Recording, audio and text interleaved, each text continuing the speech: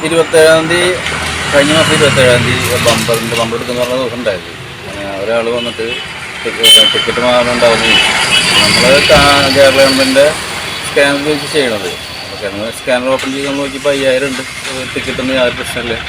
അപ്പോൾ 6 ആൾ കാണിച്ചു, 3 നമ്മൾ മാറ്റി കൊടുക്കുകയും ചെയ്തു. യാതൊരു വ്യത്യാസമൊന്നും തോന്നുന്നില്ല. നമ്മൾ പിന്നീട് ടിക്കറ്റ് എടുക്കാൻ വേണ്ടി ഏജൻസിയിൽ പോയപ്പോഴാണ് അവർ പറയുന്നത് ഇത് ഓൾറെഡി മാറിക്കഴിഞ്ഞ ടിക്കറ്റാണ്, ട്രഷറിൽ ഓൾറെഡി എത്തിയ ടിക്കറ്റാണ്, ഇത് ഫേക്കാണ്, കളർ കോപ്പിയാണെന്നുള്ളത്.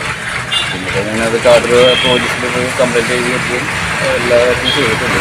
പിന്നീട് അറിയുന്നത് ഇത് ഒരുപാട് ഇത് നടന്നിട്ടുണ്ട്, ആരും കംപ്ലയിൻറ്റ് കൊടുക്കാത്തതുകൊണ്ടാണ് ഇതിപ്പോൾ ഇങ്ങനെ നടന്നുകൊണ്ടിരിക്കുന്നത്. അപ്പോൾ ഓൾറെഡി ഇപ്പോൾ ഞാൻ ആളുകൾ 6 3 മാത്രം മാറി കൊടുത്തു.